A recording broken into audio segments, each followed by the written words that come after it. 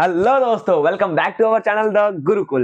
Hope so आप सभी होंगे बिल्कुल ठीक, वेल एंड फाइन। और आप लोगों ने पिछले लेक्चर भी हमारे देख लिए होंगे, और अगर नहीं देखे तो प्लीज जल्दी से जाइए, प्लेलिस्ट आपको डिस्क्रिप्शन बॉक्स में मिल जाएगी और जाके उन लेक्चर को देखिए। तो आज हम अपने टॉपिक पे पहुंच चुके हैं जिसका नाम है सेल्फ वॉल। तो सेल्फ वॉल टॉपिक करने से पहले मैंने छोटा सा टॉपिक आप लोगों को पिछली क्लास में नहीं बताया था, क्योंकि थोड़ा सा काम उसका इस क्लास में भी था, कुछ इस वजह से। तो आज देखेंगे पहले उस टॉपिक को, उसका चलेंगे सेल्फ वॉल पे अपने। ठीक है, आइए। मैंने आप लोग को पिछले सेशन में ओस्मोसिस पढ़ाया था। ओस्मोसिस में हमने एक चीज देखी थी, हाइपरटोनिक, हाइपोटोनिक और आइसोटोनिक। तो उसमें कुछ बातें बतानी है, तो वो बातें सुनिएगा बड़े ध्यान से। देखिए, पहले हमने पढ़ा था हाइपरटोनिक। हाइपरटोनिक यानी कि सेल के अंदर वाटर लेवल क्या होगा, बहुत ज्यादा हाई कंसेंट्रेशन में होगा। कैसे होगा? हाई कंसेंट्रेशन लेवल पे।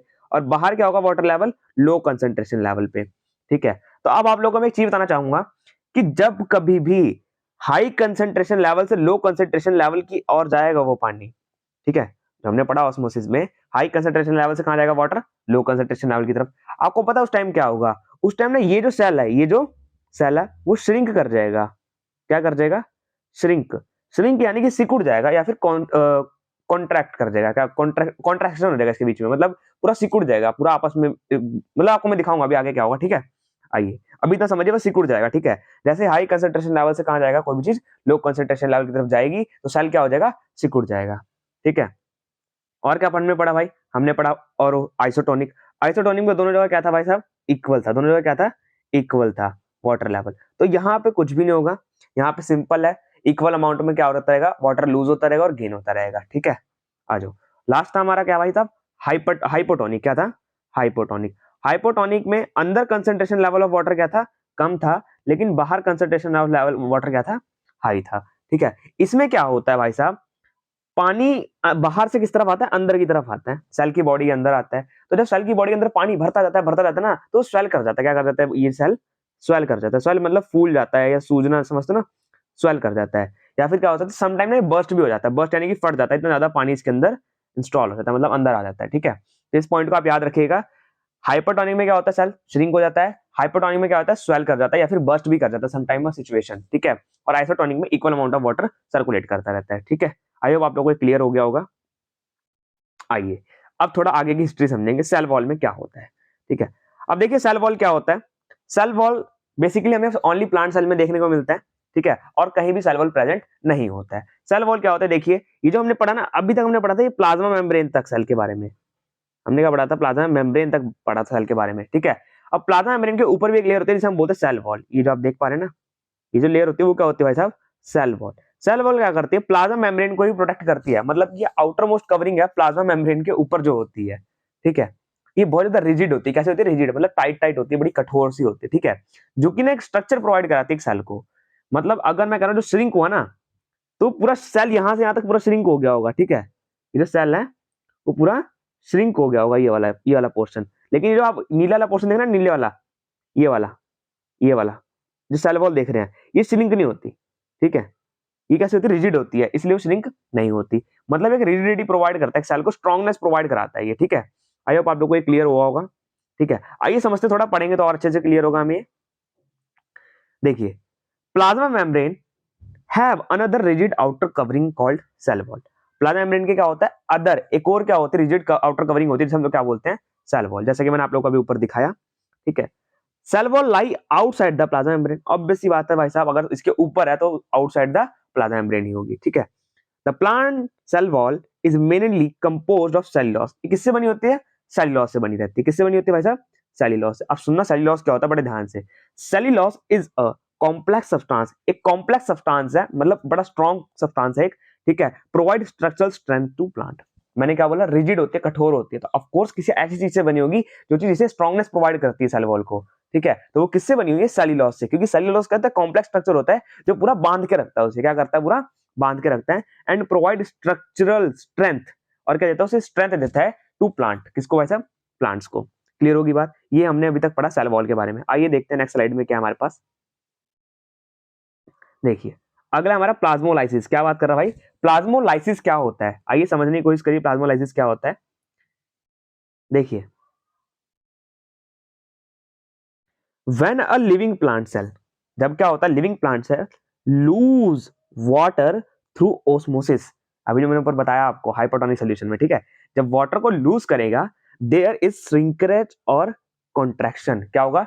श्रिंकेज होगा और क्या होगा? कॉन्ट्रैक्शन, मतलब सिकुड़ जाएगा वो cell of the content of the cell away from the cell wall. लेकिन सेल वॉल नहीं सिकुड़ेगी, सेल वॉल के अंदर वाला सारा फिनोमिनन क्या हो जाएगा? सिकुड़ जाएगा। इसी पूरे फिनोमिनन को हम लोग क्या बोलते हैं? प्लाज्मोलाइसिस बोलते हैं। क्या बोलते हैं? प्लाज्मोलाइसिस बोलते हैं। आई होप आप लोगों को अब वो पता लग गया होगा मैंने ऊपर क्यों समझाया आप लोगों को, ठीक है। तो मैंने आपको ऊपर टॉपिक बताया ना, ये जो हाइपोटोनिक सोल्यूशन में क्या होता है, जो सेल है वो क्या होता है? श्रिंक हो जाता है, लेकिन जो सेल वॉल है वो श्रिंक नहीं होती है। सेल वॉल के अंदर जितना भी कंपोनेंट है सारा क्या होता है? श्रिंक हो जाता है, मतलब प्लाज्मा मेम्ब्रेन तक का सारा सामान क्या हो जाएगा? श्रिंक हो जाएगा, ठीक है। इसी पूरे प्रोसेस को हम क्या बोलते हैं? प्लाज्मोलाइसिस। क्या बोलते हैं? प्लाज्मोलाइसिस। आइए आप इस डायग्राम में देखिए, देख सकते हैं, जैसे ये रहा हमारे पास हाइपोटोनिक सोल्यूशन, ठीक है। इसमें देखिए क्या हुआ, जैसे ही सारा पानी बाहर गया, जैसे ही सारा पानी क्या हुआ, सारा H2O बाहर गया। आप सेल को देख सकते हैं, सेल की हालत कैसी होगी? सेल पूरा श्रिंक हो गया। सेल क्या हो गया? देखिए श्रिंक हो गया, ठीक है। अब देखिए इक्वल वाले में क्या है भाई साहब? जितना अमाउंट आ रहा है उतना ही अमाउंट जा रहा है, जितना अमाउंट आ रहा है उतना ही अमाउंट जा रहा है। इस वजह से सेल क्या है? अपनी एक बेसिक कंडीशन में, ना कि श्रिंक हुआ ना ही कुछ भी हुआ, अपना नॉर्मल कंडीशन में है, ठीक है। अब इस वाले में देखिए आप, पानी आ तो रहा है लेकिन हायर अमाउंट में, मतलब बाहर क्या था? हाई कंसंट्रेशन लेवल था इस बार, अंदर क्या था? लो। अब देखिए इस केस में क्या हुआ? इस केस में सेल ना धीरे धीरे स्वेल करना शुरू कर गया। क्या करना शुरू कर गया? स्वेल करना। ये देख सकते हैं आप लोग, ठीक है। इसमें सेल स्वेल कर रहा है। क्या कर रहा है? स्वेल कर रहा है। और यहाँ पे क्या हो रहा है? कॉन्ट्रास्ट हो गया, मतलब श्रिंक हो गया, ठीक है।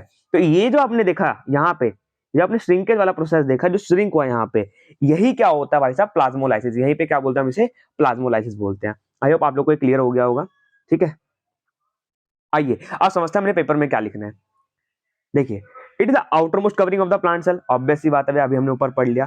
और ये एब्सेंट होती है कहां पे भाई साहब? एनिमल सेल में। ये कैसे होती है? रिजिड होती है और पोरस होती है। पोरस मतलब उसमें हल्के हल्के छेद होते हैं, ठीक है, जो कि वाटर को अंदर आने जाने में हेल्प करते हैं, डिफ्यूजन प्रोसेस में हेल्प करते हैं, ऑस्मोसिस प्रोसेस में हेल्प करते हैं। आगे देखिए, it is made up of cellulose. बिल्कुल हमने ऊपर पढ़ लिया। अब सेल्यूलोज से क्यों बनी होती है? क्योंकि सेल्यूलोज क्या है? कॉम्प्लेक्स स्ट्रक्चर है, और सेल वॉल क्या है? रिजिड स्ट्रक्चर है, जो कि एक पूरे सेल को एक डेफिनेट शेप प्रोवाइड कराती है, ठीक है। आइए आगे पढ़िए। It provide strength to the cell.